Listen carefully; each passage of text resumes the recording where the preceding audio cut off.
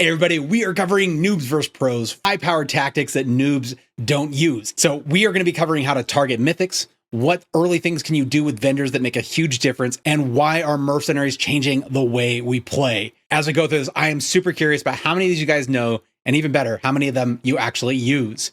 The very first thing here is a new opportunity to get mythics that we didn't have before, and that is the chance to gamble for them. But many people are actually doing this wrong, and so I want to show you that. The gambling actually plays a major role in my playthroughs right now because they've just opened it up. It is so valuable at so many key points all the way through your leveling. But if you're at Endgame, you got all kind of your stuff, and you just really need to get those mythics, you're tired of bossing or whatever it is, you have a decent amount of opportunities to come and gamble for them. Now, the mistake that people are making is say that you want the Harlequin crest, and here it is, it's a cap, right? And so you're just going to gamble for the cap. That makes sense. But it doesn't matter which thing you gamble on, you have a chance at all of the same mythics. So a mythic for a cap can actually roll when you roll a tunic. So where people are making mistakes is they come in and roll the cap. Well, that's 50. If I rolled a tunic, it's 25, or boots 25, or pants 20. There's a lot I can roll. And so if I roll at 25, I get twice as many opportunities to get that mythic. And it gets even worse if you try to roll a double-handed weapon. That's 100. I'd have 4 times the chances. So just by rolling anything that has a 25, yeah, if it has an overlap with something you're hunting, sure. If you're still looking for greater fixes for your tunic or replacements, fantastic, roll that one. But if you can get it down to these 25s, go do some hell tides, run all the events that you can find, go track those down, come back and keep rolling them. There is a very high chance of getting mythics. I actually got, I think it was my second one. I got one from bossing, and then almost immediately after, I got one through gambling. It was pretty freaking awesome. Now, gambling is also great for uniques and for getting greater fix. And as we go through, I'll show you key moments when that makes the most sense, where experienced players maximize all of their obols to keep getting exactly what they need. That brings me to one of the things I think trap more noobs than almost anything else, as far as they are building a build and then suddenly it's not working for them and they're not sure why. And it's because the game actually has hidden caps on certain things like movement speed and attack speed. And if you don't know what they are, you could be pumping points that could go to other things that you actually need without even knowing it. Now, we do know the ones that they tell us outright. If we come in here and we float over, let's say armor, it says if you don't need anything over 1,000. Now, I have more than that, but because there's another mechanic. It doesn't help my defense. I don't get any more than that 85% it says right there of protection, but it helps some other ability and I can do more damage with it. That being said, most builds, all the other classes I've done, I've ran them all to endgame. All of them, if you go over that 1,000, you're just wasting your points there. And that could go to other things that you really need. But a lot of people think, hey, like pumping attack power, and they don't really understand how it works. And that number keeps going up, but they're not really killing any better.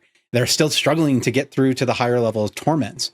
Now, I am not the expert on this, and I will recommend you to who I use, and that is maxroll.gg. In the description, I will include some of the best articles covering how damage works, how attack speed, how lucky hit works. So you guys really understand when you actually might be pumping into something that either has massively diminishing returns or actually has a cap, you're going to get nothing more than that. Now, there is something that Blizzard has done that I think is really solid, and they're constantly updating how much information they give you here. So if I come down here now, there's way more information. They'll give you multiple bullet points on how each of these things work. So if I'm working on critical strike damage, they try to give me more information. It still doesn't clear it up. Understanding the background math, it helps though a little bit more. So you can come here, even if you don't want to read articles on Maxroll, you can come here and at least check these out. Reading these do make a big difference in your understanding. And anything you get, even little bits, will help you break through where you find yourself struggling or really challenged by the build. Experienced players leverage this all the time. That takes us to our next one. It's yet another thing that I think that many unexperienced players struggle with, and it actually can keep your build from actually happening. When you're early in the game and you're going through and you're waiting for legendaries to drop to get aspects that you need for your build, a lot of people can get frustrated. They don't really know how to target them or go after them or where to find them. And they just think, I have to keep waiting for drops. And so they keep hoping legendary drops are going to do it.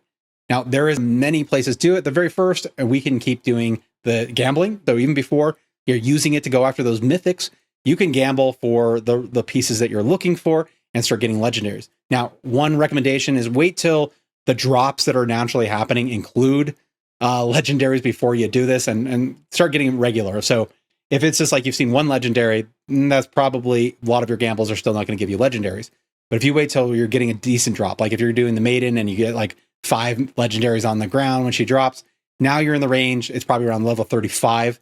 that coming and gambling at the vendor will give you those chances at those legendaries with the aspects. Then when you break them down, they stay in your Codex of Power. And experienced players are obsessed about getting this filled early and even getting better rankings of it. Now, the cool thing about the Purveyor of Curiosity is there's some targeting. If you know your aspect is an attack aspect, it rolls on your weapons and it'll roll on your gloves. It can also roll on rings and amulets, but you just kind of look for the item that you need and the thing that you're looking for. Again, cheaper is better if you can get the roll down, like if you can try to get that aspect through rings or amulets. Now, we've covered a bunch of times in our other videos, depending on what item you're looking for, it does have the chance to drop certain aspects. And I'm actually going to throw a chart up on this side right here. And if you're looking at that, basically it'll show you the item types and then what aspect types can roll on them. When you're looking at that chart, your best opportunity is the ones that have the fewest of any type. So if I'm looking for attack, I don't want to roll like ring that has many different groupings because all of the aspects from all those groups are in the gamble. So it's a chance at any of those of one of like 100 versus if I got something like a weapon, it only has attacks on it. Then if I'm hunting attack, then if I roll weapons, I have a much higher chance of getting one of the attack aspects that I need. So now take a quick picture of that chart and then you guys can use it whenever you need it. Quick reference. And we are going to look at even more ways to really target aspects. Now, so the gamble is going to come on pretty early. And if you're running events, you can get that. So collect it. This one is not something that's right away available to you. It's something that doesn't open up to level 60. And I do recommend if by the time you get to level 60, just go ahead and do what you can to clear to Torment 1. Greater fixes and a much higher chance at uniques and even a chance at mythics open up when you actually are playing on T1. And that includes through gambling and through caches and all kinds of things. Some caches have other limits, but this one is based on what you're playing in. You come to the crafted item. This only shows up at 60. It's in the blacksmith and you can go to blacksmith cache. They do cost $1 million and then some resources. This is really nice for if it's your alt, you usually have plenty of resources to roll this. Like get a bunch of these, you might be short on money, but other than that, but this is another chance to roll. Each cache has a legendary and so it can give you access to aspects that you're still trying to collect. Now, another reason I think a lot of experienced players do spend a lot of time like trying to get the aspects quick. A, they want to put their build together. And secondly, they may want to play with different aspects late in the game or switch up their build. And if they already have those aspects collected by doing some of these strategies, they get their builds online faster. And they can also start even looking at, hey, maybe I don't like this one. I want to try this one. And they may already have all the aspects they need. It's really nice for getting more like variety in Endgame. Now, this one is absolutely the probably the best. This is my favorite. If I didn't do the other ones at all, this is where I would probably go. And it is coming down here and choosing the mercenaries. So to make sure you've unlocked them, maybe you've gone and done the little mini quest to open some more. At a certain point, Rainer's daughter actually is going to appear in the middle, and she is a store. She is a vendor that uses the currencies that you get from getting more rapport with each of your people. So if I go in here, so if I go into my menu up here and I go to mercenaries, I click on hired mercenary and I look at rapport. Throughout, I get these little things where I collect coins. These are the things that allow me to trade with her to get things that are going to help us get aspects very, very fast. Once I have these, I build up. After I've completed all of them, we continue to get rapport as we use them, and we can keep getting these. So we get 100 every time this kind of fills up. And so that allows us to keep doing this all the way in endgame. And it is very, very valuable. But this is the fastest way I've filled up my Codex of Power and found the ones I'm really looking for. The first advantage here is when you come to her, she actually has aspects that they're not a gamble. You already know what they are. You can literally buy him that tells you exactly what skills are already on them. And so you can go through and go, oh yeah, I'm looking for this aspect. And now you know this has it. And so you can buy it directly. So in early game, I may be looking for a ton of aspects. I might not have any of the ones that I need. And so what they have added here that I think is so great is these caches. So if I go ahead and buy one of these, and this one was a cache of movement. So if I was looking for any of the movements, and remember that chart earlier, this is a great place to use it again, is I know what I'm looking for. I know it's in movement. And I will show you guys in a second how to, even if you don't know which ones you're looking for yet, how to figure that out. It's a very easy way. But what happens is when I get one of these and I click it, it gives me a number of boots. Each of these are legendaries, and now they have different aspects. So if I'm not targeting a certain one, this is a chance. Like early game, I mean, this is nice. It'll give me 5 movement things that I could try with my build that I could roll on a legendary or a rare and get that aspect right away. So this is just, it opens up the opportunity quite a bit on top of the being able to target. But if you use that chart and you say, hey, I'm looking for, this is how you directly go after it. So, and you know you're looking for defensive, that's the thing that you're missing. Boom, you just buy this cache. I usually buy a lot of the caches. If you're doing this once a day, it has a restock supply of 100, but the first one is free. So if you come in here every day, check it out, see if there's these caches that you're looking for the ones that or for the aspects you're looking for, then re-roll that, you get another shot at it. So sometimes it's worth it for me to do the 100, but rarely early game, I really just want as many chances at getting more aspects. So now some of you guys may come in early game and go, Joel, I don't see any of those caches. What are you talking about? So you do really, to get the most out of this, you want to basically gain rapport with everybody. So you want to do the little quest for all the mercenaries early. If you can do it pretty early, go ahead and do it. It's worth it. Then you're going to have them equipped and you'll want to switch through them. Early game is a perfect time to get experience with them to figure them out. And so if I'm looking at here, I click on rapport. If I want to know at first, these are giving me points to basically level them up and give more to the skill board, get what I need. And then the very next one, this actually opens up a chance for gaining defensive aspects as part of the bartering, which is what the store is in the middle. Now this is going to open up a chance for a cache with defensive aspects, which is what gave me that multiple item. One of the other mercenaries allows me to get movement aspects in one of the caches. This is the first time you can do it. So you do have to keep ranking up with them, level this up. And then there's one other opportunity here to increase the bartering. Every one of your mercenaries has this. So if you get all 4 of them maxed out, then you will have all these. And then you can go back to whatever mercenary you like the most. But this will give you the highest opportunity of basically getting the multiple pulls on aspects. So now I did promise that if you guys are just starting out, you don't really know what aspects to even target or what type it is, I was going to show you a quick way to do that. So if you come here, you go to your menu, you go to collections, and you go to Codex of Power. So now one quick thing, they do have something on by default, and I do recommend it for most people. Just keep that on. You don't necessarily want to know what other classes aspects are. You don't need it in this. So if I go through and I go all, I actually have all of the aspects for this class. This is my main. So I have already collected them all. There's nothing missing. If something was missing, I'll actually show you what that looks like. I'll switch to all because I don't have them all for every class. When I come down to the bottom of the list, you'd see these locks, and then you would see the aspects you're looking for. So when you're just starting out, all of these would probably be grayed out. And then you can float over these and you can find out what they are. Even if they're grayed out, then you at least know what they're doing and you know what you're seeking. You see some of these, like this one right here, they have a dungeon tied to it, or this one, the Vault of Forsaken. If you click on them, you can actually pin it to your map. If I now go check my map, let's make sure I'm in the world view. And then there's my pin up there at the top. Now, if I go up there and do that dungeon, I complete it the first time, I will now have access to that aspect.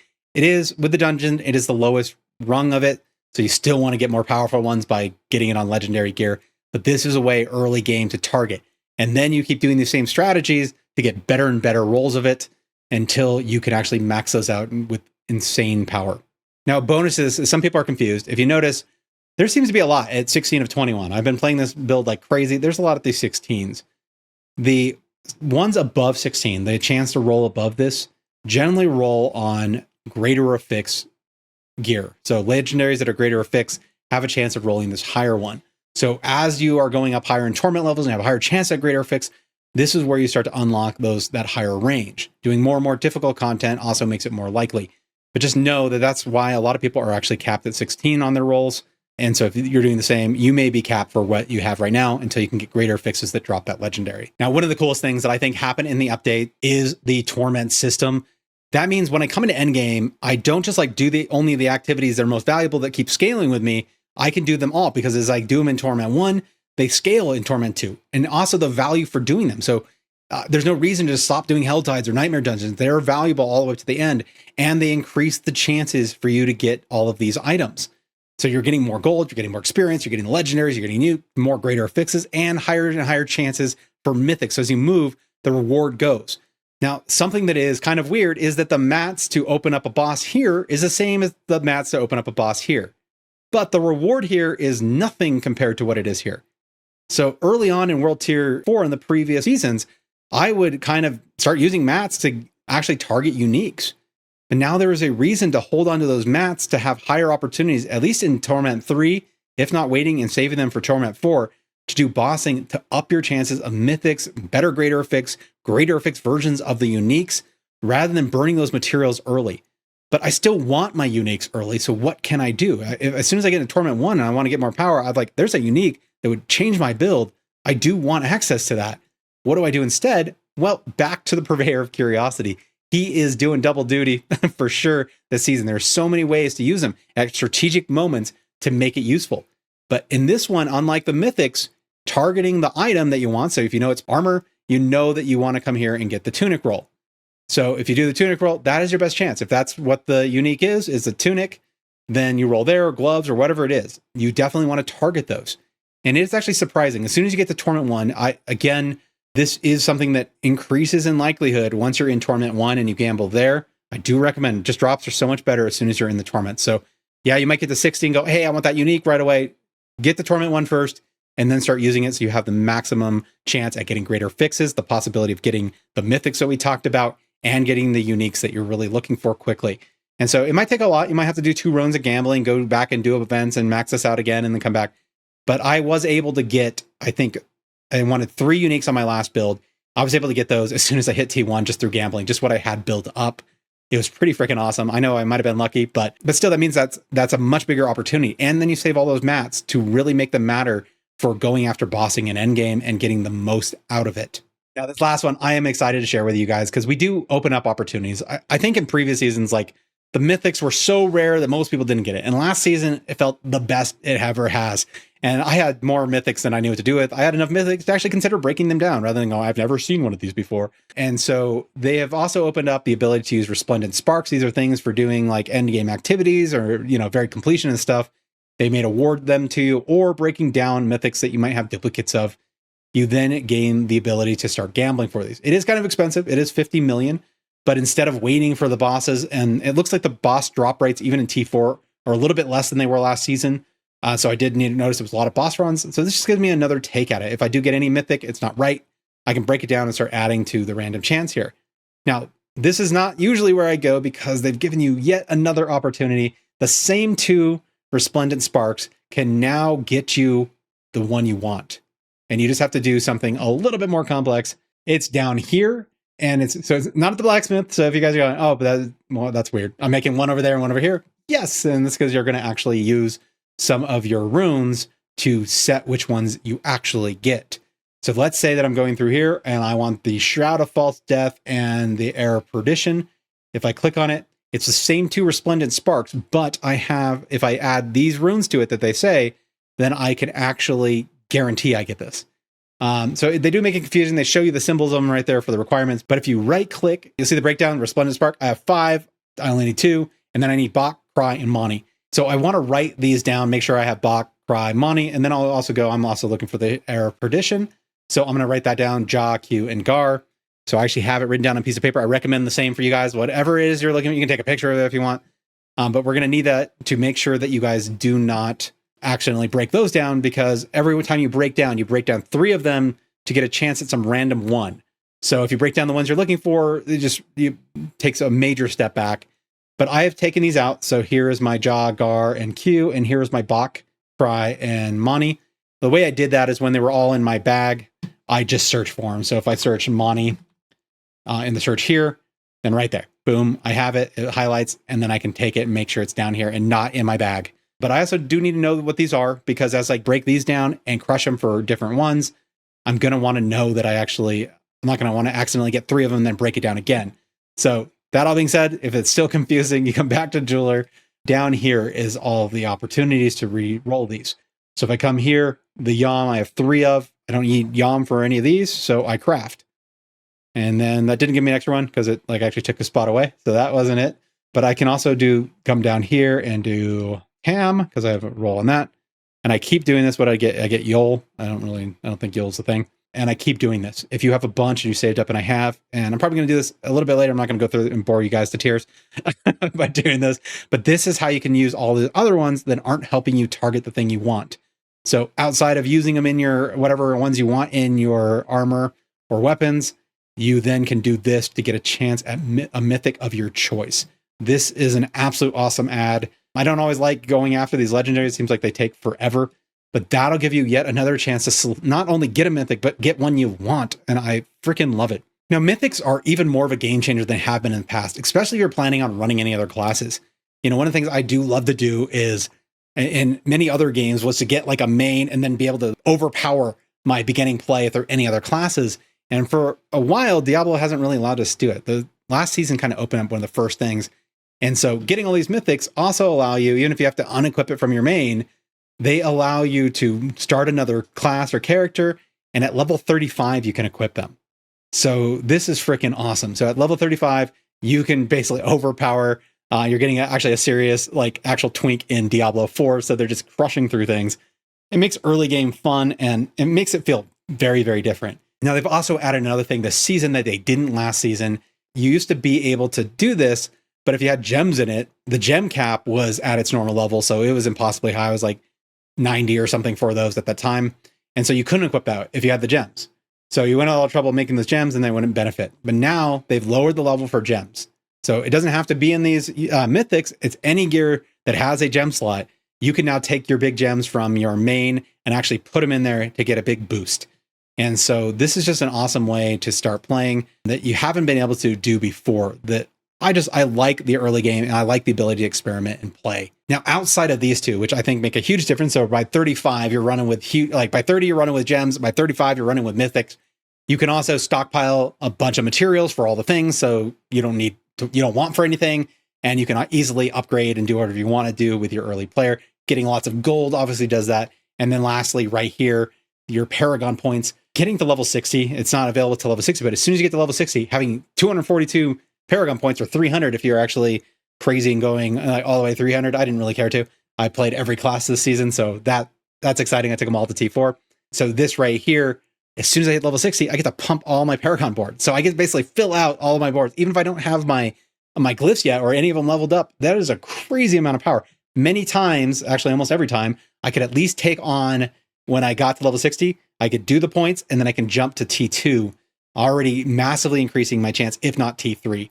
T4 was tough. I think one build I was able to do that out of all the classes, but that's still super cool. Skip over 2, get even higher chances of getting those greater fixes and everything. It makes your play into endgame and getting a build online so much better. Now, there is an update to in which order you want to do crafting. When you get a new item and you want to replace out the thing you have, there's an order of things you can do, obviously, to make it powerful, like doing the masterworking or the tempering or enchanting to make sure all the aspects or fixes are what you want, or getting the right aspect on it, loading it with gems or runes.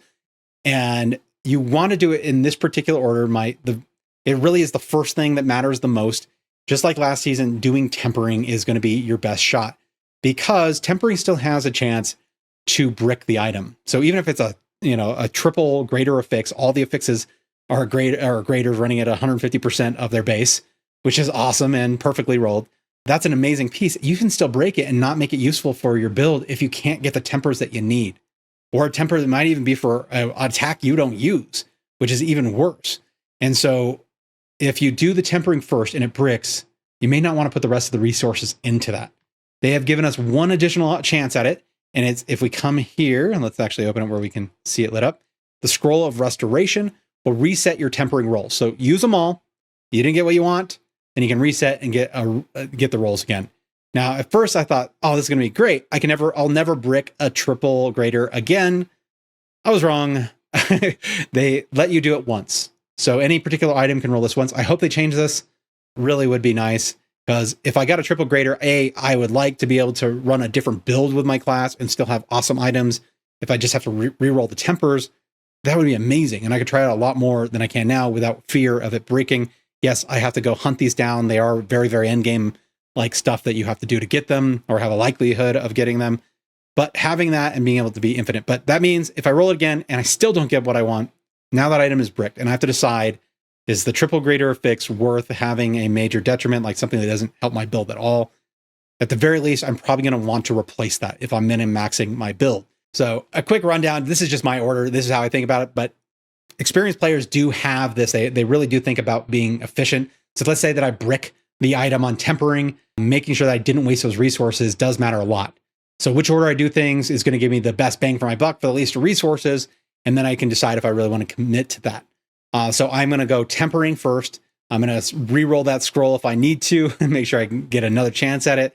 Then aspects. Then I put my gems or runes. Then I'm going enchantment and masterworking. Masterworking, to do it right, costs a lot.